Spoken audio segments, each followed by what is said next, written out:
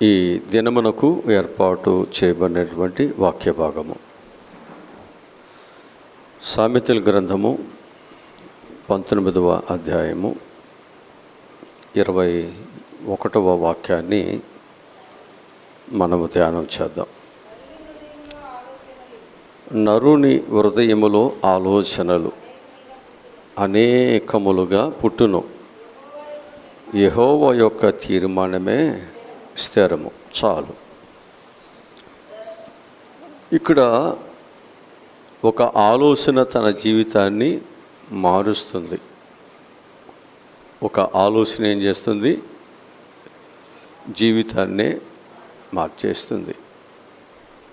అయితే మానవుని యొక్క జీవితంలో ఆలోచనలు అనేకముగా ఉంటాయి. ఈ ఆలోచనలు మనం ఒకసారి ఆలోచన చేస్తే అవి నరుని ఆలోచనలకు తగినటువంటి ప్రతిఫలము దేవుడు ఇస్తున్నాడు. అవి మంచివైనా చెడ్డవైనా దేవుని బిడ్డలముగా మనము దేవుని యొక్క ఆలోచనలు కలిగి మనము నడుచుకోవాలి. కనుక నరుని యొక్క ఆలోచనలు చాలా ఉంటాయి. అవి మంచిగా ఉండొచ్చు, లేకపోతే అవి చెడుగా కూడా ఉండవచ్చు. కనుక మంచి ఆలోచనలు మంచి తెచ్చిపెడుతున్నాయి, చెడు ఆలోచనలు అతనికి చెడుని లేక ఆయనకి కీడుని తెచ్చిపెడుతున్నాయి. అందుకే ఈ నరుని ఆలోచనల కంటే యెహోవా తీర్మానమే స్థిరమైంది. ఆయన ఆలోచనలే మంచివి. మన ఆలోచనలు మన అవస్థను బట్టో, లేక మనకున్నటువంటి వయస్సును బట్టో, లేతే పరిస్థితులు బట్టో మనం ఆలోచన చేస్తూ ఉంటాం. కానీ దేవుని యొక్క ఆలోచనలు మాత్రము ఎప్పుడు నిన్న నేడు స్థిరముగానే ఉంటాయి. అవి ఒకప్పుడు మరొక విధముగా, ఒకప్పుడు మరొక విధముగా అవి మార్చబడవు. అందుకే మనందరికీ కూడా ఎవరి ఆలోచనతో మనం ఉండటం, లేక ఎవరి ఆలోచనతో మనం నడవటం మంచిది అంటే, మన ఆలోచనల కంటే దేవుని ఆలోచనలతో నడవటమే మనకు మంచిది. వాక్యంలో చెప్తుంది, మన ఆలోచనల కంటే దేవుని ఆలోచనలు చాలా ఉన్నతంగా ఉన్నాయి మన పట్ల కదా. మన ఆలోచనల కంటే కూడా మన కుటుంబాన్ని గూర్చి, మన బిడ్డల గూర్చి, మన భవిష్యత్తును గూర్చి దేవుని ఆలోచనలే ఎక్కువగా ఉన్నాయి. కానీ మనం ఏం చేస్తున్నాము అంటే, దేవుని ఆలోచనల కంటే నా ఆలోచనలే మంచిగా ఉన్నవని మనం త్వరగా నిర్ణయం తీసుకుని దేవుని ఆలోచనల నుండి పక్కకు వచ్చేసి మన ఆలోచనలు వెళ్ళిపోతున్నాం. అది ఏమాత్రము కూడా మనకు మంచిది కాదు అని చెప్పి మీకు జ్ఞాపకం చేస్తున్నాను. ఇర్మీయా గ్రంథములో ఒక మాట రాయబడింది. 6వ అధ్యాయము 19వ వాక్యము. వినుము,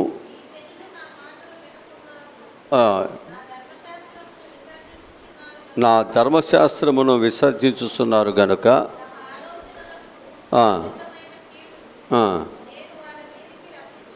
చూసారా, మీరు ఏం చేస్తున్నారు? దేవుని యొక్క ఆలోచనలను, అంతేనా? మీరు దేవుని యొక్క ఆలోచనలను విసర్జిస్తున్నారు.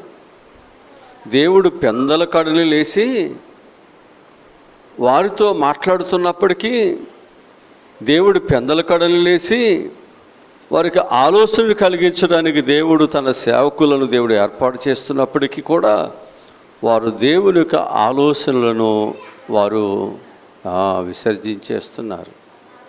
ఎవరి ఆలోచనలను? దేవుని యొక్క ఆలోచనలు ఏం చేస్తున్నారంటే వీళ్ళు విసర్జించేస్తున్నారు. ఇప్పుడు వీరు విసర్జించి ఏం చేస్తున్నారు? తమ ఆలోచన ఫలితమైన కీడును నేను వారి మీదకి, అంతే. నీవు దేవుని ఆలోచనలు ఉంటే కీడుకు బదులు దేవుడు మేలునిస్తాడు. కానీ దేవుని ఆలోచన విడిచిపెట్టి కానీ మనం ప్రయాణం చేస్తే మేలుకు బదులు మనం కీడునే తెచ్చుకోవాల్సి వస్తుంది. అందుకే మన ఆలోచనలు మన స్వార్థముతో ఉంటాయి. మన ఆలోచనలు మన లాభం కొరకు ఆలోచిస్తాం. మన ఆలోచనలు మన ఎదుగుదలకు, మన క్షేమం కొరకే మనం ఎప్పుడు కూడా ఆలోచించేస్తున్నాం. అది మంచో చెడో ఎవరికి ఏం జరిగినా నాకు అవసరం లేదు, కానీ నేను బాగుండాలి, నా కుటుంబం బాగుండాలి, నా పిల్లలు బాగుండాలి. ఇది మన యొక్క ఆలోచనగా మనం భావిస్తున్నాం. కానీ దేవుని ఆలోచన అయితే అందరూ బాగుండాలి, నీతో పాటు అనేక మంది కూడా బాగుండాలి అనేటువంటి ఆలోచన కలిగిన వాడుగా దేవుడు ఉన్నాడు. కాబట్టి మనందరము కూడా ఎవరి ఆలోచనతో మనం నడిస్తే, ఏకీభవించి నడిస్తే మనకు మేలు కలుగుతుందంటే దేవుని ఆలోచనతో కలిసి మనం నడిస్తే మనకు మేలుని కలిగిస్తుంది. కనుక ఈరోజు అంశం ఏంటంటే, ఒక ఆలోచన తన జీవితాన్నే మార్చును. ఈరోజు అంశం ఏంటంటే, ఒక ఆలోచన తన జీవితాన్నే మార్చేస్తుంది. మొదటి మాటగా చూస్తే కొందరు వేటిని గూర్చి ఆలోచన చేస్తారు. కొందరు వేటిని గూర్చి ఆలోచన చేస్తారు. ఈ లోకములో ఆలోచించకుండా ఎవరూ ఉండరు, ఏ మనుషుడు ఉండడు. ఆలోచన చేస్తున్నారు. ఏదో ఒక ఆలోచన వారి జీవితాల్లో ఆలోచన చేస్తూనే ఉన్నారు. కనుక కొందరు వేటిని గురించి ఆలోచన చేస్తున్నారు అనేది ఈరోజు మనం నేర్చుకుంటున్నాం. కొన్ని విషయాలు నేర్చుకుందాం. మొదటి మాట శరీరేచ్ఛలు నెరవేర్చుకొనుటకు ఆలోచన చేస్తున్నారు. కొంతమంది వాళ్ళ ఆలోచన ఏమిటన్నమాట, శరీరేచ్ఛలను నెరవేర్చుకోవటానికి వారు ఆలోచనలు చేస్తున్నారు. రోమీలకు రాసిన పత్రిక 13వ అధ్యాయము 14వ వాక్యాన్ని చదువుదాం. రోమీలకు రాసిన పత్రిక 13వ అధ్యాయము 14వ వాక్యాన్ని చదువుతున్నాం.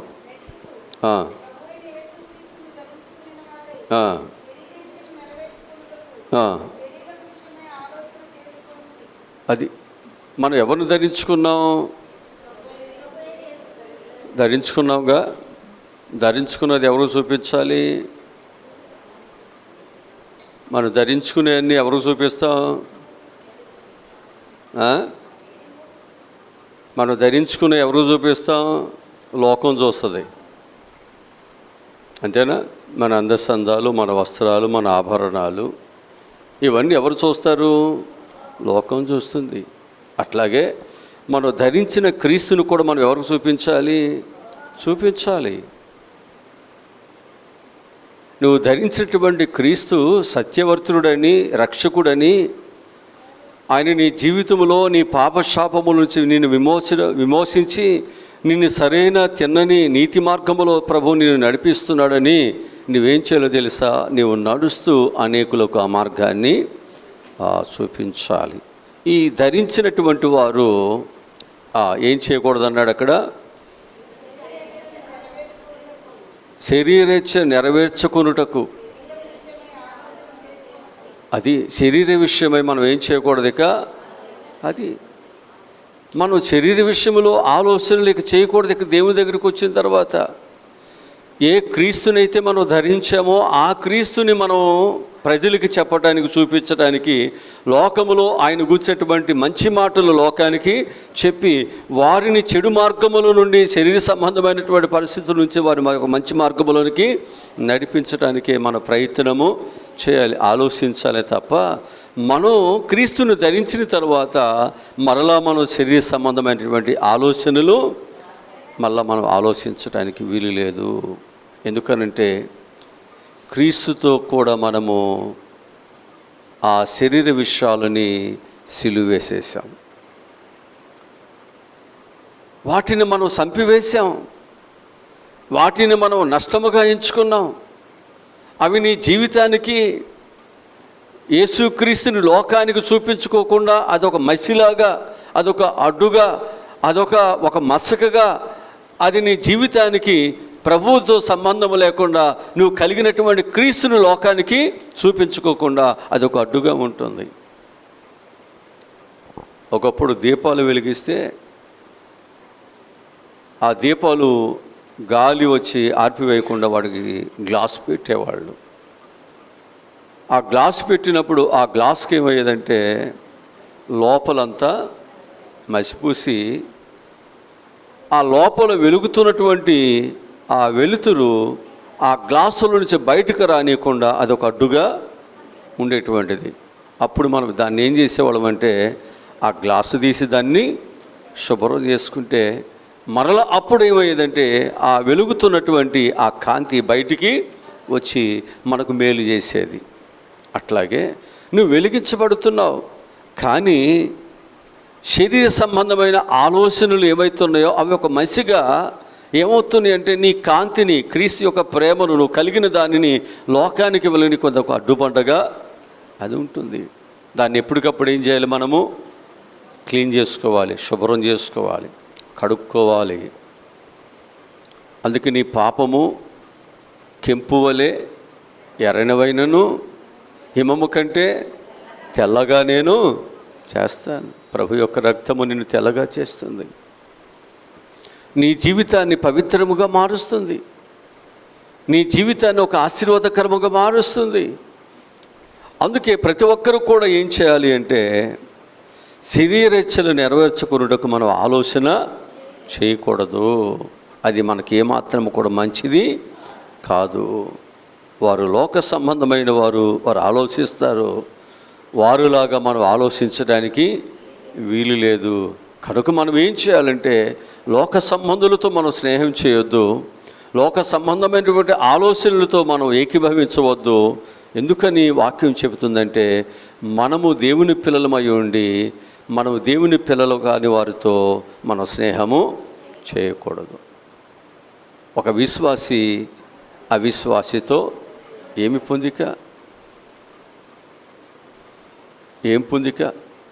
ఒక దేవుని బిడ్డకి ఒక బెల్జబుల్తో ఏంటి సహవాసం? కనుక నీ సహవాసం చెడిపోతుంది, నీ ఆలోచనలు చెడిపోతాయి. నువ్వు ధరించిన క్రీస్తుని లోకానికి చూపించలేనటువంటి బలహీనలు అయిపోతావు, నలుపు అయిపోతావు. అందుకే జాగ్రత్తగా మనము క్రీస్తును ధరించిన తరువాత మనలో ఏ ఆలోచనలు ఉండకూడదు, ఏ ఆలోచనలు ఉండకూడదు, ఏ ఆలోచనలు ఉండకూడదు. ఆ శరీరేచ్ఛలు నెరవేర్చుకున్నటకు ఆలోచనలు మనం ఇక చేయకూడదు. ఎందుకనంటే మనం శరీర విషయంలో చనిపోయాము, ఆత్మ విషయంలో బ్రతికిన వారుగా ఉన్నాం. శరీర విషయంలో మనం చనిపోయిన వారుగా ఉన్నాం, ఆత్మ విషయంలో మనం బ్రతికిన వారుగా ఉన్నాం. ఒకవేళ శరీర కార్యాలు నీలో ఉన్నట్లయితే నీ ఆత్మను చంపేస్తుంది. ఒకవేళ నీవు ఆత్మను బ్రతికించుకోగలిగినట్లయితే శరీర కార్యాలు చనిపోతాయి. అది నీకు మేలుని కలుగు చేస్తుంది అని చెప్పి నేను మీకు జ్ఞాపకం చేస్తున్నాను. రెండవదిగా మనం చూసినట్లయితే పగను తీర్చుకోవటానికి ఆలోచన చేస్తారు.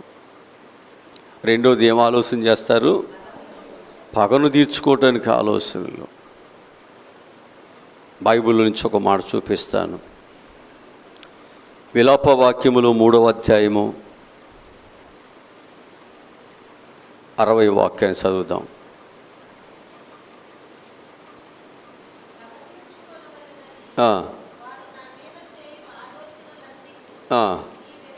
నీవు ఎరుగుదువు. వారు ఏం చేస్తున్నారట? పగ తీర్చుకున్న వాళ్ళని వారు చేస్తున్నటువంటి ఆలోచనలన్నీ ఎవరికి తెలుసు? జాగ్రత్త. చాలామంది యొక్క జీవితాలలో ఎలా ఉన్నారు అంటే ఏం చేస్తున్నారన్నమాట? పగ తీర్చుకోవటానికి ఎక్కువగా ఆలోచనలు చేస్తున్నారు. బైబిల్ చెప్తుంది పగ తీర్చుకోవటము నీ పని కదా, అది ఎవరి పని? అది దేవుని పని. మనం ఏం చేయాలి? ఆ పగ తీర్చుకోవటం మనం ప్లానులు, మనం కుట్రలు, మనము అది చేద్దాం ఇది చేద్దాం అనేది అది మన పని కాదు. మనము దేవునికి అప్పగించాలి. నీ భారము యెహోవా మీద మోపము, అప్పుడు ఆయన నిన్ను ఆదుకుంటాడు. దేవుడు నిన్ను ఆదుకుంటాడు. నీ పక్షాన్ని యుద్ధం చేయవాడు ఉన్నాడు, రోక్షము కలిగిన దేవుడు ఉన్నాడు. నిన్ను ముడితే ఆయన కనుగుడ్డుని ముట్టినట్లే. నేను కాపాడటానికి ఆయన కొనుకుడు, నిద్రపోడు. ఆయన సదాకాలం మనకు తోడుగా ఉండేటువంటి దేవుడై ఉన్నాడు. తల్లిగా తండ్రిగా నిన్ను ఆదరించువాడై ఉన్నాడు మన ప్రభు అయిన యేసుక్రీస్తు వారు. ఇంత ప్రేమ కలిగినటువంటి దేవుడు మనకుండగా మనం ఏం చేయకూడదు? పగ తీర్చుకోవటానికి మనం ఆలోచనలు చేయొద్దు. అది మంచిది కానే కాదు అనే విషయాన్ని మనందరం కూడా గ్రహించుదాం. నీ భారం ఏదైనా ఉన్నా, నీ కన్నీరు ఏదైనా ఉన్నా, నీ కష్టం ఏదైనా ఉన్నా అది దేవునికి అప్పగించండి. నీ భారం యెహోవా మీద, అప్పుడు ఆయన నిన్ను ఆదుకుంటాడు. ఆయన నీకేం కావాలో దేవుడి సహాయమును ఆయనే చేస్తాడు. నేను అది చేస్తాను ఇది చేస్తానని మనం చేయటానికి వీలు లేదు. దావీదుని వారి సొంత మామ చంపటానికి ప్రయత్నం చేశాడు, తరుముతూ వచ్చాడు. ఒకరోజు దావీదుకే తన మామ దొరికాడు. కానీ ఆ అభిషేక్తుడిని ఆయన ఏం చేయలేదు, ఆయన చంపకూడదన్నాడు. దేవుని బిడ్డ, నేను చేయకూడదు ఆ పని. ఆయన ఒక శత్రువుగానో లేకపోతే ఇంకో విధంగానే ఆలోచన చేయలేడు. ఆయన దేవుని బిడ్డ. దేవుడు ఉన్నాడు, ఆయన తీర్పు తీరుస్తాడు. నా పక్షాన దేవుడు ఉన్నాడు, ఆయనే తీర్పు తీరుస్తాడు. ఎప్పుడైతే మనము ఆ విధమైనటువంటి ఆలోచనలు మనం కలిగి ఉంటున్నామో ఖచ్చితంగా దేవుడిని పక్షానుడు, దేవునికి సహాయమును ఆయనే చేస్తాడు. కనుక మనము పగ తీర్చుకోవాల్సినటువంటి అవసరత మన పని మాత్రము కానే కాదు. అలాంటి ఆలోచనలు మనము ఏం చేయాలి? విసర్జించాలి. అసలు అలాంటి ఆలోచనలు మనలోనికి రాకూడదు. ఎందుకంటే అపవాది మనల్ని ఏం చేస్తాడంటే అలా మనల్ని ప్రేరేపిస్తాడు. అలాగే మన జీవితాల్లో మనల్ని ఏం చేస్తాడు? అలా ఆలోచనలు కలిగి నడిపించి మనల్ని ఏం చేస్తాడో తెలుసండి, దేవునికి దైవ సన్నిధికి వ్యతిరేకమైన మార్గాల్లో మనలను నడిపించి భ్రష్టులుగా చేస్తాడు. జాగ్రత్త. ఇక మూడవదిగా మనం చూసినట్లయితే ఇతరుని పట్టుకోవాలని మనం ఆలోచన చేస్తాం. ఎవరిని పట్టుకోవాలని? ఇతరులను పట్టుకోవాలని. ఇక మన ఆలోచనలంతా తెల్లారి లేస్తే ఇతరులు పట్టుకోవటానికి, ఇతరుల తప్పులు ఎంచడానికి, ఇతరులకున్న నలుపులు, ఇతరులకున్న ఇబ్బందులు, ఇతర కుటుంబాల్లో వారి బిడ్డలు ఎట్లా, వారి కుటుంబాలు ఎట్లా, వారి సంపాదన ఎట్లా, వారి బ్రతుకు ఎట్లా, వాళ్ళు ఎలా కట్టుకున్నారు, వీళ్ళ సంపాదిస్తున్నారు. ఇక ఇదే వాక్యములు చూపిస్తాను. మత్తయి సువార్త 28వ అధ్యాయము 12వ వాక్యం చదువుదాం. మత్తయి సువార్త 28వ అధ్యాయము 12వ వాక్యం చదువుదాం. ఆలోచన చేసి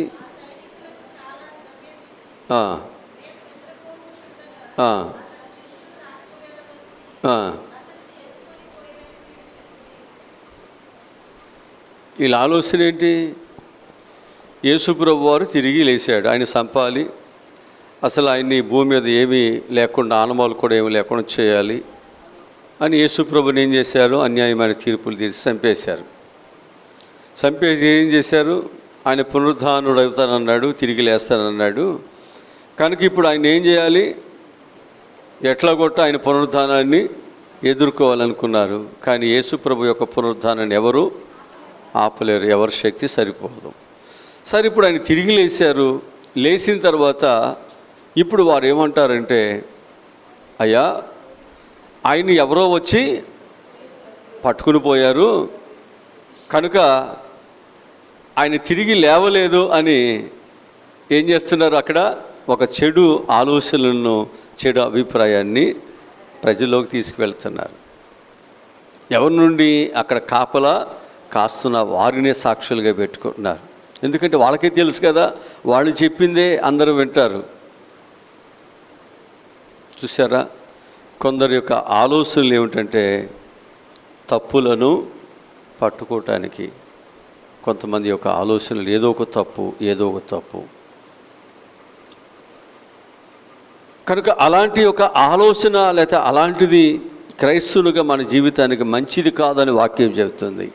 మనకు వాక్యం నేర్పించేది ఏంటంటే మనలో ఉన్నటువంటి దానిని మనం చూసుకోమని చెబుతుంది. ఎదుటివాని కంటిలో ఉన్నటువంటి నలుసు కంటే మన కంటిలో ఉన్నటువంటి దూలం ఉందే, అది ప్రమాదకరమైనది. దాన్ని జాగ్రత్తగా చూసుకోండి. మన నడవడికను చూసుకోవాలి, మన మాటను చూసుకోవాలి, మన ప్రవక్తను మనమే చూసుకోవాలి. ఇది మనకు బైబిలు లేక దేవుడు మనకు బోధిస్తున్న బోధ ఉంది. కానీ మనము ఇతరుల్ని పట్టుకోవటానికి, ఇతరుల యొక్క ఆలోచనలను లేదా తప్పులను పట్టుకోవటానికి మన ఆలోచన చేయటానికి వీల్లేదు. అసలు అలాంటి వారుగా మన ఆలోచనలు ఉండటానికి వీలు లేదు అని చెప్పి నేను మీకు జ్ఞాపకం చేస్తున్నాను. కొందరు వేటిని గురించి ఆలోచన చేస్తారు. ఒకటి, శరీరేచ్ఛలు నెరవేర్చుకున్నటకు ఆలోచన చేస్తారు. రెండవది, పగ తీర్చుకోవటానికి ఆలోచనలను చేస్తారు. మూడవది, ఇతరులను పట్టుకోవాలని ఆలోచనలు చేస్తారు. ఎవరిని పట్టుకోవాలని? ఇతరులను పట్టుకోవాలని ఆలోచన చేస్తారు. ఇదేవి కూడా మనకు మంచివి కాదు అనే సంగతిని గుర్తించుదాం. రెండవది, కొందరి ఆలోచనలు మనను మంచికి అలాగనే చెడుకు కూడా ఏం చేస్తాయి? మనల్ని నడిపిస్తాయి. కొంతమంది యొక్క ఆలోచనలు ఎలా ఉంటాయి? మనకు మంచి చేసినట్టుగా ఉంటాయి. రెండవది, మనలను చెడు పనులు చేసేవానిగా కూడా నడిపిస్తాయి. దీనిలో మొదటి మాటగా మనం చూస్తే నిర్గమాకాండము 18వ అధ్యాయము 14వ వచనం నుంచి చదువుదాం. నిర్గమాకాండము 18వ అధ్యాయము 14వ వచనం నుంచి చదువుతున్నాం.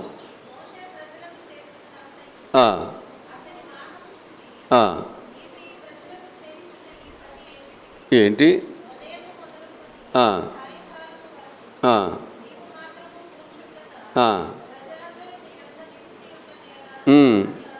అడుగుగా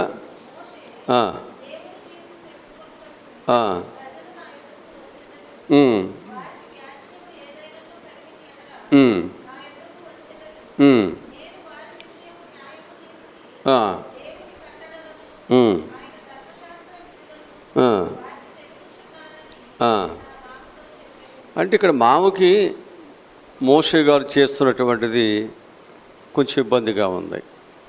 ఎందుకనంటే ఉదయం నుంచి ఆయనే కూర్చుంటున్నాడు. ప్రజలందరి యొక్క సమస్యలన్నీ ఆయనే పరిష్కరించాలి. మళ్ళీ వీటిని తీసుకెళ్ళి దేవునికి చెప్పాలి. చాలా కష్టమవుతుంది ఆయనకి. మనిషే కాబట్టి శరీరకంలో బడలికి వస్తాయి, బలహీనతలు వచ్చేస్తాయి. కనుక ఒక్కరే ఇంత భారమును, ఈ ప్రజలందరి యొక్క భారాన్ని నువ్వు ఒక్కరివే మోయటము, నువ్వు ఒక్కరివే జడ్జిమెంట్ ఇవ్వటం అంత మంచిది కాదు. రెండవది, వాళ్ళు ఉదయం మొదలుకొని సాయంత్రం వరకు కూడా ప్రజలు కూడా నీ దగ్గరే ఉన్నారు, అన్నీ మానుకొని, పనులన్నీ మానుకొని. నువ్వు ఒక్కరివే తీర్పు తీర్చాలి కాబట్టి క్యూ ఉంటుంది. అది ఎప్పుడు దాకా పడుతుంది? ఉదయం నుంచి సాయంత్రం వరకు. నీవు నలిగిపోతున్నావు, అక్కడున్న ప్రజలు కూడా నలిగిపోతున్నారు. అయ్యా, ఇది ఏమాత్రము కూడా మంచిది కాదు. కాబట్టి నువ్వేం చేయాలి అంటే 1000 మందికి ఒకరిని, 100 మందికి ఒకరిని, 50 మందికి ఒకరిని, 10 మందికి ఒకరిని పెట్టండి. పెట్టి నువ్వేం చేయాలి? వారికి న్యాయము తీర్చుకోవడానికి న్యాయాధిపతులు ఏర్పాటు చేసి వారి సమస్యలు వారే పరిష్కరించుకున్నట్లు వారికి అధికారాన్ని అప్పగించు. ఏదైనా జటిలమైనది, కష్టమైనది ఏదైనా ఉంటే, వారు తీర్చుకోలేనిది ఏదైనా ఉంటే, అప్పుడు అది నీ దగ్గరికి తీసుకొచ్చి ఆ సమస్య నువ్వు పరిష్కరిస్తే బాగుంటుంది కదా అన్నప్పుడు ఆ సలహా, ఆ ఆలోచన చాలా బాగుందని చెప్పి మోషే ఏం చేస్తాడంటే ఇశ్రాయేలుకి న్యాయాధిపతులను ఆయన ఏర్పాటు చేస్తాడు కదా. కనుక ఆలోచనలు, కొంతమంది ఆలోచనలు బాగుంటాయి. ఆ ఆలోచనలు మన మేలు కొరకు ఉంటాయి, మన క్షేమం కొరకు ఉంటాయి, మన అభివృద్ధి కొరకు అవి చక్కగా పనికొస్తాయి. ఇంకొక అతని యొక్క ఆలోచన గురించి చెప్తాను. ఎందుకంటే కొందరి యొక్క ఆలోచనలు మనకు మంచిగా ఉంటాయని, కొంతమంది యొక్క ఆలోచనలు మనకు చెడుని కూడా కలుగు చేస్తాయి, నష్టాన్ని తీసుకొస్తాయి. సమూయేలు 2వ సమూయేలు గ్రంథము 17వ అధ్యాయము 1వ వాక్యం నుండి చదువుదాం. దావీదు అలసట నుండి బలహీనముగా ఉన్నాడు గనుక ఆ, ఆ, ఆ, ఆ, ఆ, ఉమ్, ఉమ్. నీతో సమాధానపడుదురు గనుక ఆ, ఆ, ఆ, ఆ. చూసారా, ఎవరు చెప్తున్నారు ఇప్పుడు ఇక్కడ? అబ్షాలోముకి ఎవరు చెప్తున్నారు? అహీతోపెలు చెబుతున్నాడు. తండ్రిని తరిమేశాడు, తండ్రి యొక్క ప్రేమ అనురాగాలు లేకుండానే రాజు అయిపోయాడు. ఇప్పుడు ఏమనుకుంటున్నాడంటే తండ్రిని చంపేయాలి, తండ్రిని ఏం చేయాలి? చంపేయాలి అనేటువంటి ఒక ఆలోచనను ఎవరిస్తున్నారు? తన పక్కన ఉన్నటువంటి అహీతోపెలు ఇస్తున్నాడు, దుష్ట ఆలోచన ఇస్తున్నాడు. అయితే అబ్షాలోము ఏం చేస్తాడంటే మరొక వ్యక్తిని పిలిపిస్తాడు. చదవండి కిందకి. అంతటా ఉషై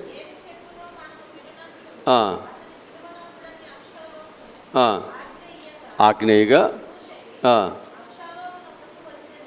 అబ్షాలోము యొద్దకు వచ్చాను.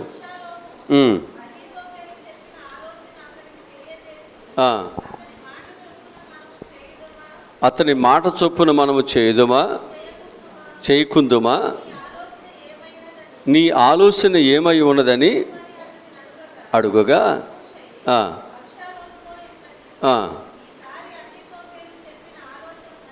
మంచిది కాదు, అతను చెప్పిన ఆలోచన మంచిది కాదు. వారును మహాబలాఢ్యులు, ఎలుగుబంటులు వారై మీకు తెలియను. ప్రావీణ్యుడు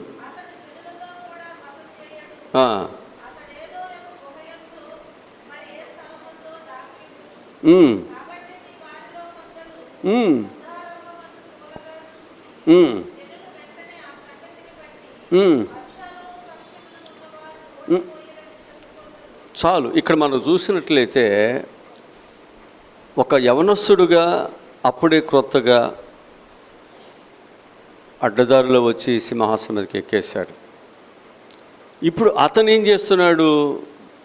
రాజు దగ్గర మంచి మార్కులు కొట్టేసి మంచి పదవి కొట్టేయాలి. అందుకొరకు ఏం చెప్తున్నాడు ఆయనకి? ఇదే అవకాశము, నేను కొంతమందిని తీసుకుని వెళ్ళిపోయి నేనేం చేస్తాను? దావీదుని చంపేస్తాను. ఇప్పుడు కలిసిపోయి ఉంటాడు. ఇప్పుడు ఆయన ఏం చేయలేడు, నేను వెళ్ళిపోయి చంపేస్తానంటే ఈయనకి తండ్రి గురించి అన్నీ తెలుసు కాబట్టి ఈయన ఆలోచన అలా పెట్టి మరొక వ్యక్తిని పిలుచుకున్నాడు.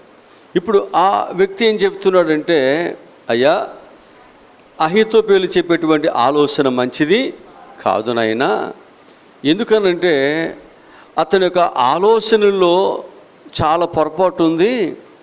అలసరి చెంది బలహీనుడైనటువంటి వాడు కాదు మీ తండ్రి.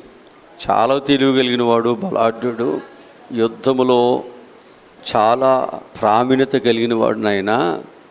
అంత మాత్రమే కాదు, తన దగ్గర ఉన్నటువంటి వారు కూడా ఒక సింహము గుండు కలిగినటువంటి వాళ్ళు, అంత బలమైనటువంటి యుద్ధ వీరులు వారు, గుండె ధైర్యము కలిగిన వారు. వారితో యుద్ధం చేయటం అంత మంచి పని కాదు నాయనా. కొంతమంది కొన్ని సలహాలు తీసుకుని ఏమైపోతున్నారు? జీవితాన్ని పాడు చేసుకుంటున్నారు. ఇప్పుడు చిన్న కుమారుడు స్నేహితుల యొక్క సలహాలు తీసుకుని, ఆ స్నేహితులు ఎవరు? మంచివాళ్ళ, చెడు అలవాట్లు కలిగిన వాళ్ళు. ఆ చెడు అలవాట్లు కలిగిన వాళ్ళు ఏం చేశారు?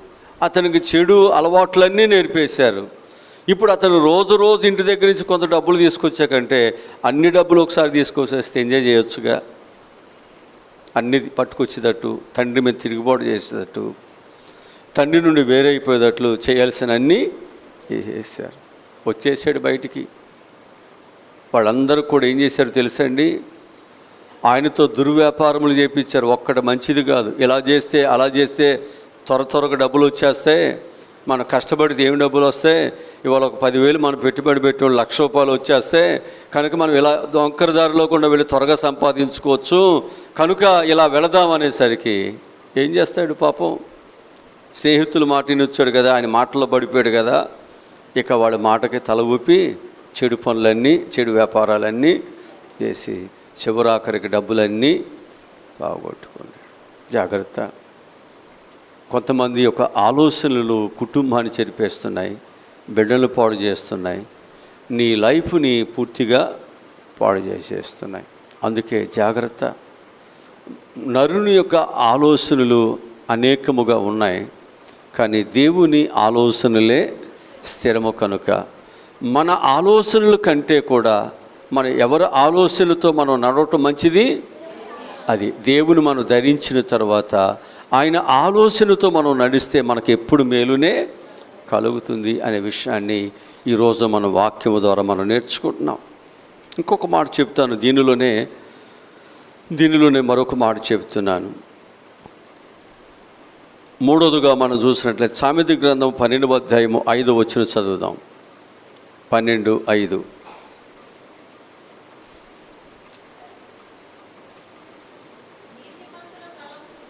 నీతిమంతుని తలంపులు న్యాయయుక్తములు, భక్తిహీనులు చెప్పు ఆలోచనలు. చూసారా, భక్తిహీనులు చెప్పే ఆలోచనలు ఎలాంటివి? మోసకరములు. కనుక మనము నీతిమంతుల యొక్క తలంపులు మంచిగా ఉంటాయి. ఇప్పుడు మంచివాళ్ళు మంచి మాటలు చెప్తుంటే కొంతమందికి ఎలా ఉంటుంది, ఇట్లా చెప్తాడులే పెద్ద నీతి బోధలు.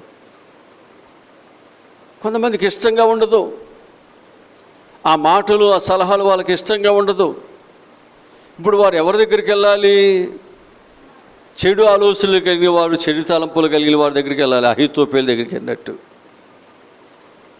వాళ్ళు ఏం చెప్తారు, అట్లా చేస్తే బాగుంటుంది, ఇట్లా చేస్తే బాగుంటుంది, చంపేస్తే బాగుంటుంది, ఇట్లా పాడు చేస్తే బాగుంటుంది, లేకపోతే ఈ మార్గాల్లో వెళ్ళి సంపాదించుకుంటే బాగుంటుంది, ఎలా అయితే బాగుంటుంది, ఇలాగే అందరూ సంపాదిస్తున్నారు అని ఒక తప్పు ఆలోచనను వారు చెప్పినప్పుడు మంచివారు ఆలోచన దోచేస్తారు, ఆ చెడువారు ఆలోచనలు త్వరగా వెళ్ళిపోతాయి. మంచి త్వరగా ఎక్కదు, చెడు చాలా త్వరగా వ్యాపించేస్తుంది. ఇప్పుడు ఇలా వెళ్ళిపోయి ఏమైపోతున్నారు, వారి జీవితాల్లో వారు అనుకున్నటువంటి నష్టాన్ని, వారు చూడనటువంటి ఇబ్బందులు కుటుంబాల్లో చూడాల్సి వస్తుంది. అందుకే బైబిల్ ఇక్కడ మనం చెప్తున్న మాట ఏంటంటే, నీతిమంతుల తలంపులు న్యాయయుక్తములు, భక్తిహీనులు చెప్పు ఆలోచనలు మోసకరములు. అవి మంచివి కాదు, వారి ఆలోచనలు మంచివి కాదు, అవి నిన్ను మోసం చేస్తాయి, అది నీ జీవితాన్ని పాడు చేస్తాయి. జాగ్రత్త అనే విషయాన్ని అక్కడ చెప్తూ ఉంది. కనుక మనము కొందరి యొక్క ఆలోచనలు మనకు మంచిగా ఉంటాయి, కొంతమంది యొక్క ఆలోచనలు మనకు చెడుగా కూడా ఉంటాయి. కాబట్టి ఇక్కడ మనం ఆలోచించేటువంటి మనకు వచ్చేటువంటి లేక మనకు చెప్పేటువంటి ప్రతి ఆలోచన అది మంచిదా చెడుదా అనేటువంటి దాన్ని మనం గ్రహించి ఉండాలి, గ్రహించుకోవాలి. గ్రహించుకోపోయామా మన జీవితాలు మనం ఏమైపోతాం, నష్టపోతాం అనే విషయాన్ని నేను మీ అందరికి కూడా తెలియజేస్తూ ఉన్నాను. దీనిలోనే మరొక విషయాన్ని చూపిస్తున్నాను. సామెత గ్రంథము 10వ అధ్యాయము 20వ వాక్యం చదువుతున్నాం. 10-20 వచ్చిన చదువుతున్నాం. నీతిమంతుని నాలుక ప్రశస్తమైన వెండి వంటిది, భక్తిహీనుల ఆలోచనలు అది. వీళ్ళ ఆలోచనలు ఎలా ఉంటాయి? ఎందుకని? వీళ్ళు భక్తిహీనులు కాబట్టి వారి ఆలోచనలన్నీ పనికిమాలుగానే ఉంటాయి. కనుక మనం ఏం చేయకూడదు, ఈ భక్తిహీనులతో భక్తి కలిగినటువంటి మనము ఆలోచనలు అసలు పెట్టుకోవటమే తప్పు, వాళ్ళతో నడవటమే మనకు తప్పు. కనుక వారి ఆలోచనల కంటే కూడా మనం ఏం చేయాలి, దేవుని దగ్గర ఆలోచించి మన సమస్య మనం పరిష్కరించుకోవటం మనకు మేలు కలిగిస్తుంది. ఎందుకనంటే ఎన్ని సంకటములున్నా, ఎన్ని బాధలున్నా, మన సంకటములన్నీ కుదిర్చేవాడు మన ప్రభు అయిన ఆయన. మన సమాధిలో పడిపోకుండా ఆయనే మనల్ని పైకి లేవనెత్తుతాడు. మన సంకటములు ఉన్నాయి, భక్తి కలిగిన వాడికి ఉన్నాయి, భక్తి లేని వారికి ఉన్నాయి, బాధలు ఉన్నాయి. కానీ మన సంకటములను కుదిర్చేటువంటి ఒక బలవంతుడు ఉన్నాడు, మనకి ఆలోచనకర్త ఉన్నాడు, మనకు మేలు చేయు దేవుడు ఉన్నాడు, మనకు సహాయము చేయు ప్రభువు ఉన్నాడు. కాబట్టి మనందరం కూడా ఆ ప్రభువు దగ్గరికి వెళ్ళి మన ఆలోచనలను, మన బాధలను, మన కష్టాలను ప్రభు దగ్గర పెట్టినట్లయితే ఆయన మనకు రెండంతలుగా మేలు చేస్తాడు. బంధకములలో పడుండియు నిరీక్షణ గలవారులారా నా కోటలో ప్రవేశించండి, రెండంతలుగా నేను మీకు మేలు చేస్తాను కదా. దేవుడు మనకు రెండంతలుగా మేలు చేస్తాడు. అందుకే మనందరము కూడా ఏం చేయాలి? దేవుని ఆలోచనలను మనం కలిగి నడుచుకోవటం మనకు మంచిది అని చెప్పి మీకు జ్ఞాపకం చేస్తూ ఉంటున్నాను. కీర్తన గ్రంథము, మరొక మాట, కీర్తన గ్రంథము 94వ కీర్తన 11వ వచనం చదువుదాం. చూసారా, నరుల యొక్క ఆలోచనలు ఎలాంటివి? వ్యర్థములని ఎవరికి తెలుసున్నాయి? దేవునికి తెలుసున్నాయి. ఎవరి ఆలోచనలు? నరుని యొక్క ఆలోచనలన్నీ కూడా ఎలా ఉంటాయి? అంతేనా? జాగ్రత్త. మన ఆలోచనలు కొన్నిసార్లు వ్యర్థంగా ఉన్నాయి. ఈ ఆలోచనలు మంచివే అని చెప్పి గుడ్డిగా మనం వెళ్ళిపోతే ఏమైపోతాం? మనం చాలా సమయాన్ని వ్యర్థపరుచుకుంటాం, డబ్బులు వ్యర్థపరుచుకుంటాం, ఆరోగ్యాన్ని వ్యర్థపరుచుకుంటాం, కుటుంబంలో అనేకమైన వాటిని మనము నష్టము తెచ్చుకోవాల్సి వస్తుంది. జాగ్రత్తగా మనము ఉండాల్సిన అవసరం మన మీద ఉంది. కనుక కొందరి ఆలోచనలు మనకు మంచిగా ఉంటాయి, కొందరి ఆలోచనలు మనకు చెడుగా కూడా ఉంటాయి. వీటిలో మొదటి మాట ఏమనుకున్నాం?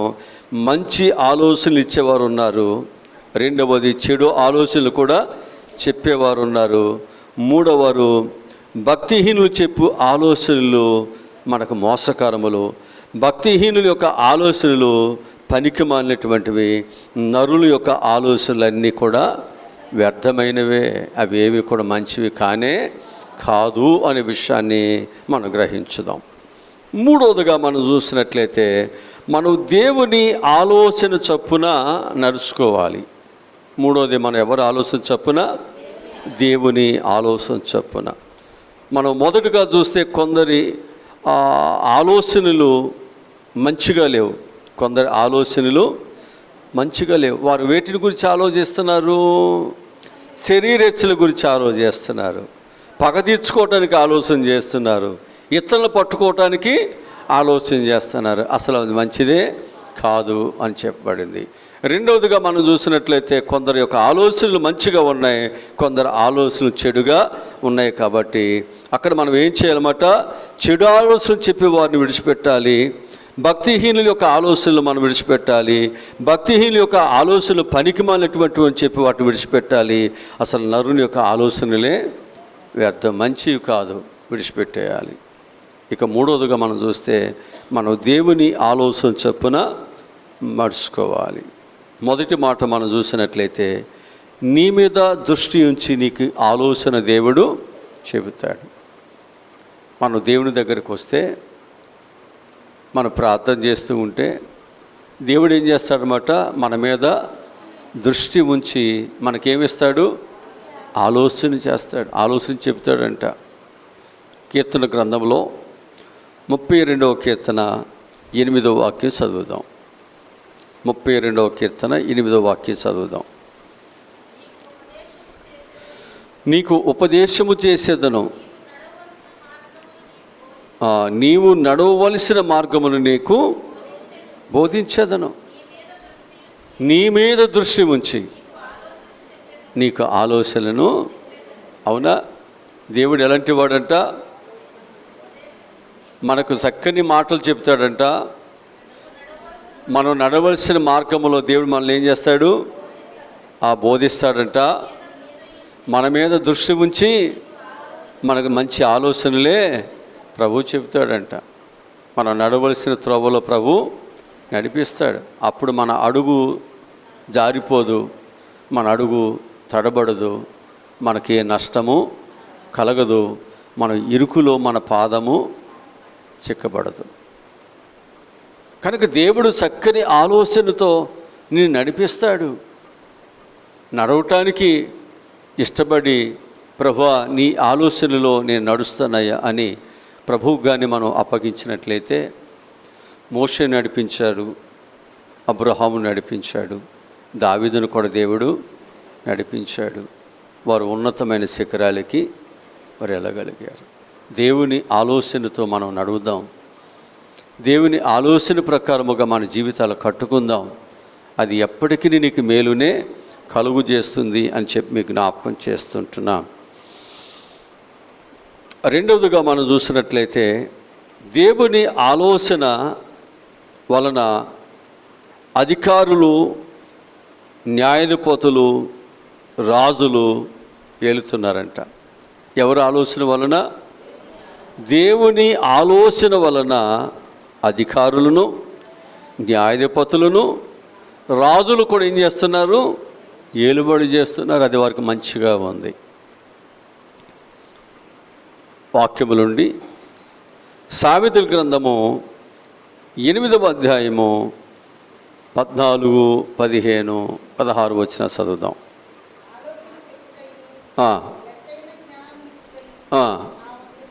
నా వశము, జ్ఞానాధారము నేనే,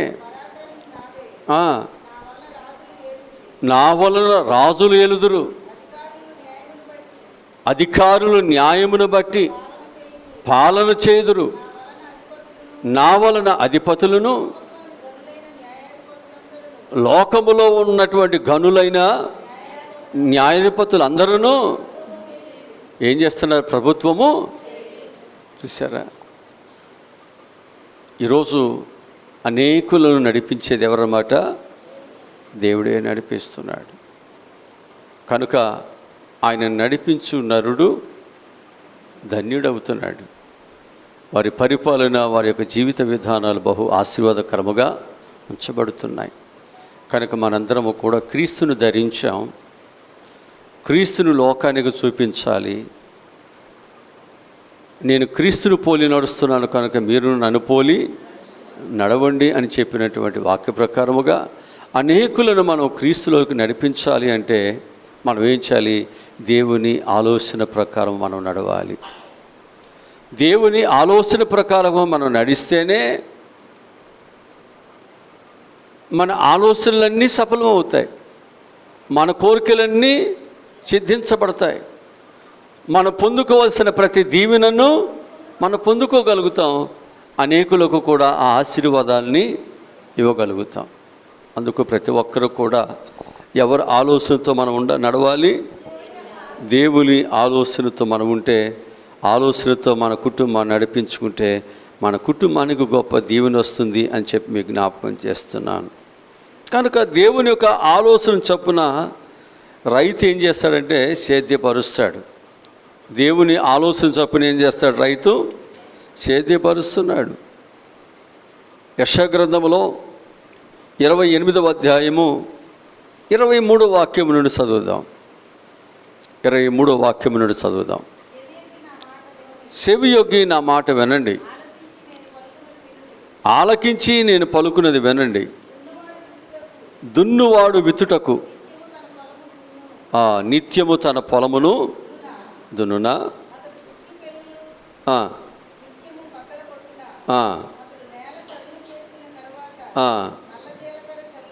నల్ల జీలకర్ర జల్లును, తెల్ల జీలకర్ర జల్లును, గోధుమలు వరుసగా విత్తును,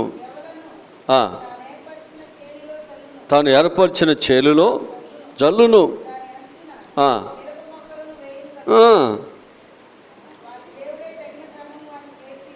దేవుడే వారికి ఏమి నేర్పించాడు? తగిన క్రమమును వారికి నేర్పించాడు.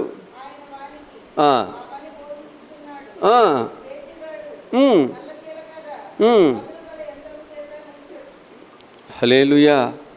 చాలా చక్కటి విషయాన్ని ఇక్కడ దేవుని వాక్యం మనకు చాలా చక్కగా మనకు బోధిస్తుందండి.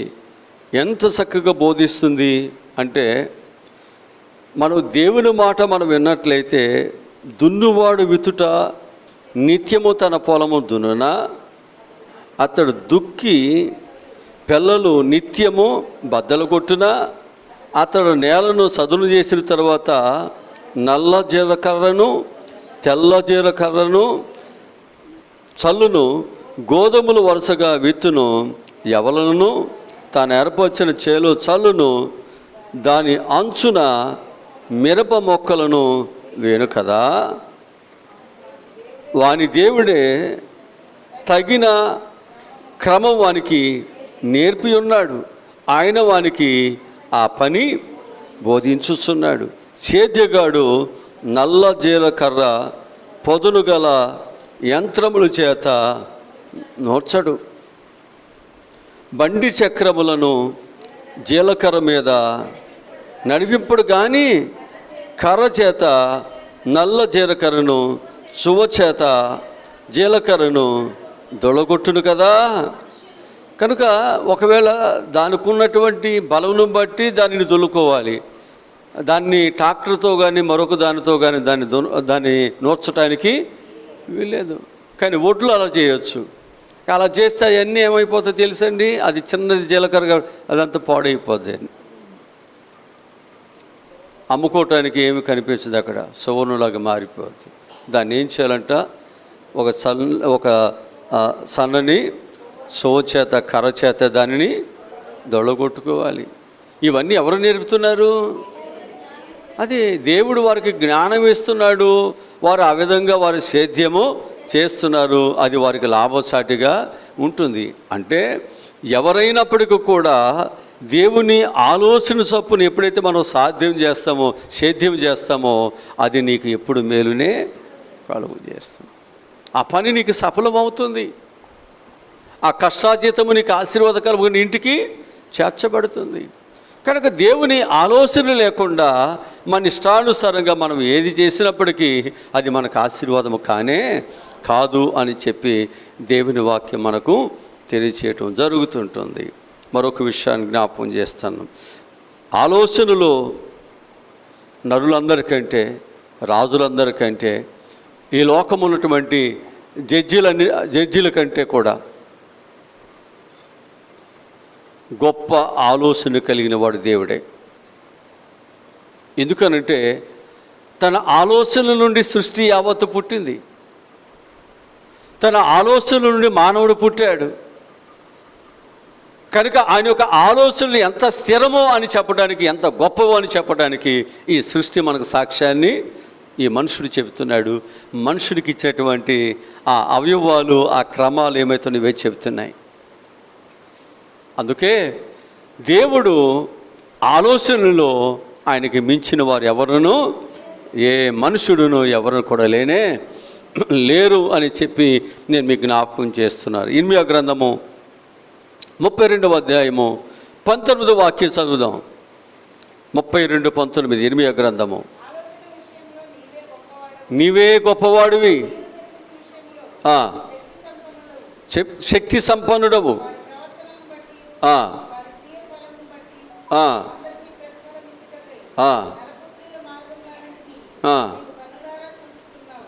చాలు.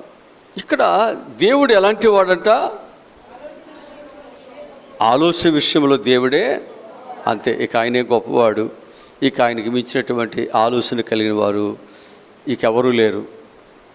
ఈ సృష్టి విషయంలో కానీ, మానవ విషయంలో కానీ, మానవుడికి కావలసినటువంటి సహాయం చేసే విషయాల్లో కానీ, మళ్ళీ మానవుడిని మళ్ళీ తిరిగి అనేకమైన బాధలు, కష్టాన్ని తప్పించే విషయాల్లో కానీ, బ్రతికించే విషయాలు కానీ, తిరిగి మానవుడు చనిపోయిన తర్వాత అతనిని ఎక్కడ ఉంచాలో, ఎక్కడ వారికి ఆశీర్వాదకరంగా ఉంటుందో అవన్నీ ఆలోచించేవాడు ఆయన తప్ప ఇంకెవరూ లేరు.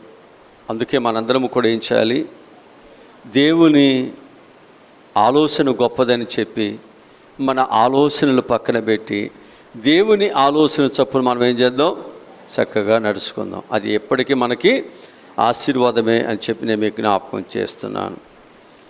చివరిగా దేవుని యొక్క ఆలోచనలు సదాకాలము నిలుస్తాయి. ఎవరి ఆలోచనలు నిలుస్తాయి? దేవుని ఆలోచనలు సదాకాలము నిలుస్తాయి. కీర్తన గ్రంథము 33వ అధ్యాయము 11వ వచనం.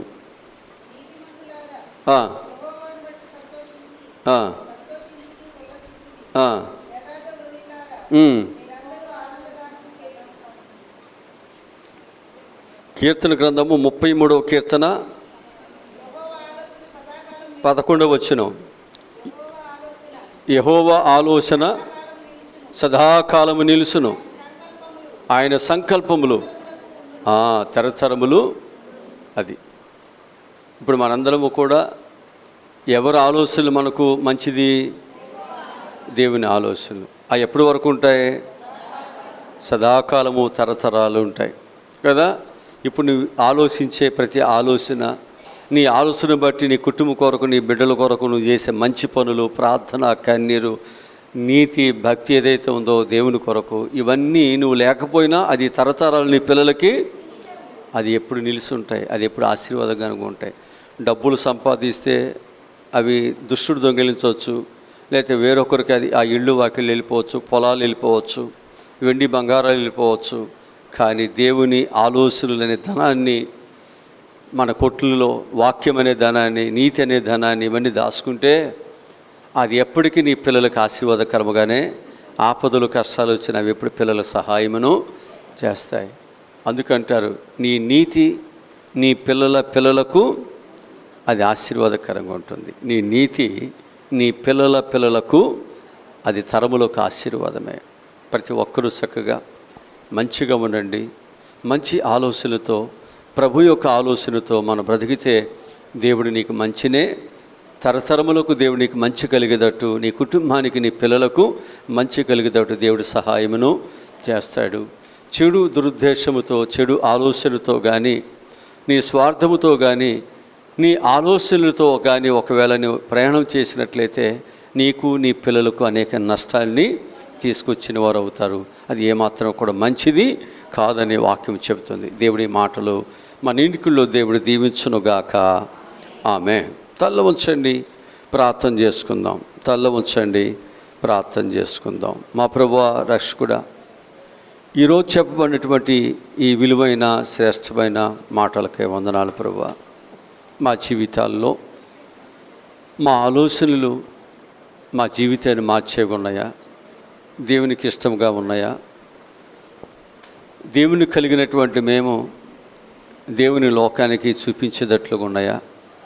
లేక మా స్వలాభం కొరకు, మా స్వార్థము కొరకు, మా లాభం కొరకు, ఎవరు ఏమైపోయినా పర్వాలేదు, నేను, నా పిల్లలు, నా కుటుంబం బాగుంటే చాలు అన్నట్లుగా దురుద్దేశముతోనే ఆలోచనలతో మనం వెళుతున్నామా? ఆలోచించి మనం నడవలసిన త్రోవలో దేవుని ఆలోచనలేనా? నేను వెళుతున్న త్రోవ దేవునికి ఇష్టమేనా కాదా? ఎందుకనంటే ఆలోచన చెప్పేవారు అనేకులు ఉండటము శ్రేయస్కరం, మంచిది. అందుకే దేవుడు ఆలోచనలు చెప్పేవారిని దేవుడు సంఘములో సేవకులకు దేవుడు ఏర్పాటు చేసుకుని అనేక ఆలోచనలు మనకు దేవుడు తన దాసుని నోట నుండి చెబుతున్నాడు. ఎవరైతే దేవుని ఆలోచనలు ఏకీభవించి, ప్రభు ఈరోజు నాతోనే మాట్లాడి నన్ను మంచిగా నడిపించడానికి, నా మార్గమును మంచిగా చేయటానికి ప్రభు ఈరోజు నాతో మాట్లాడని ఎవరైతే దిద్దుకుంటూ సరి చేసుకుంటూ దేవుని సరైన తిన్నని మార్గములకు వస్తున్నారో వారిని తరతరాలకి ఆశీర్వాదకరముగా, వారిని, వారి పిల్లలు, వారి కుటుంబాలను దేవుడు నిలబెట్టాలని దేవుడు ఆశపడుతున్నాడు. వారికి తోడుగా ఉండాలని ఆశపడుతున్నాడు. ఎందుకనంటే దేవుడు నిత్యము సదాకాలము మనకు తోడుగా ఉండి నడిపించేవాడు. మనకెప్పుడు సదాకాలము తోడుగా ఉండేవాడు. ఆయన ఎప్పుడు మనకు తల్లిగా, తండ్రిగా, ఆధారకర్తగా, కాపరిగా, రక్షకుడుగా, సహాయకుడుగా మనకుండి మనల్ని ఎప్పుడు కూడా దేవుడు ఆదరిస్తున్నాడు. ప్రభువా, ఇంత చక్కని దేవుని ఆలోచన నుండి తప్పిపోక, తొలగిపోక, దేవుని ఆలోచనలే నాకు, నా పిల్లలకి, నా కుటుంబానికి స్థిరమని చెప్పి ఆ ఆలోచనలో ప్రభా నేను నడుచుకోవటానికి నాకు సహాయములను దయచేయి ప్రభా. ఆలోచనలో నా ప్రభు నా కొరకు ఎన్నో మేలులు ఆయన సిద్ధపరిచాడు కాబట్టి అది నేను పొందుకునేంత వరకు సహనముతోనే పరిగెత్తుతాను, ఓర్పుతోనే ఎదురు చూస్తాను. నేను నా ప్రభు నా కొరకు సిద్ధపరిచినటువంటి ఆ యొక్క మేలులను పొందుకునేదాకా నా పరుగుని, నా విశ్వాసతను, నా ప్రయాణాన్ని నేను ఎంత మాత్రం ఆపను, నేను అలసట చెందను. నేను దానిని సంపాదించుకోవటానికి ఎంత దూరమైనా, ఎంత ప్రయాణమైనా, ఎంత అలసటైనా నేను సహిస్తూ వెనుకున్నవి మరచి ముందున్నటువంటి బహుమానం వైపు నేను పరిగెత్తుతాను. అవును నాయనా, అలాంటి మంచి విశ్వాసముతో మంచిగా ప్రభువా దేవుని ఆలోచనలో ప్రభువా మేము ఎదగాలి, మా పిల్లల్ని పెంచుకోవాలి. మేము అనేకులకునైనా మంచి ఆలోచనలను చెప్పగలిగేవారుగా, చూపించగలిగేవారుగా మేము ఉన్నట్లు సహాయములను దయచేయమని. మళ్ళా ప్రభువా పిల్లలు తిరిగి వారి గృహాలకు వెళుతున్నారు, క్షేమముగా తీసుకువెళ్ళండి. అపవాది మా ఆలోచనలను, తలంపులను చెరిపివేయకుండా, ఎందుకనంటే మంచి గోధుమలను దేవుడు జల్లినప్పుడు, విత్తినప్పుడు, మేము నిద్రమత్తులో ఉన్నప్పుడు, అలసటలో ఉన్నప్పుడు అపవాది వచ్చి వాటిని గురుగులు జల్లి వాటిని పాడు చేస్తున్నాడు. కనుక మేము నిద్రమత్తులుగా లేక, అలసట చెందిన వారుగా లేక, మేము దేవుని పిల్లలుగా మంచి ప్రయాణం చేయటానికి, మంచి పంటను మేము చూడగలగటానికి, మంచి స్థితిని మా కుటుంబాలకు ఇవ్వటానికి తగిన ఓర్పును, సహనమును, ధైర్యాన్ని మా అందరికీ దయచేయమని. మళ్ళా ప్రభు రేపటికి మీరు మమ్మల్ని సిద్ధపరిచి నీ వాక్యాన్ని, నీ సన్నిధానములు విని మరొక విధముగా మేము బలపరచబట్ట సహాయములను దయచేయమని. అప్పటి వరకు అయ్యా కోడి తన పిల్లలను కాపాడినట్లు నీ రెక్కల కింద మమ్మల్ని కాపాడి భద్రపరచమని యేసునామములో ఈ మనవులు ప్రార్థనలు అడిగి పొందుకుని ఉన్నాము తండ్రి. ఆమేన్, ఆమేన్. మన తండ్రి అయిన దేవుని ప్రేమ, కుమారుడు యేసు క్రీస్తు వారి యొక్క దైవ కృప, పరిశుద్ధాత్ముని నిత్య ఆదరణ, కాపుదల, భద్రత, శబ్దంతో ద్వారా వినిసిన పిల్లలకు, ఈ స్థలములో ఉన్న పిల్లలకు, యూట్యూబ్ ఛానల్ ద్వారా వీక్షిస్తున్న ప్రతి ఒక్కరికి సదా తోడై ఉండును గాక. ఆమేన్. అందరికీ వందనాలు.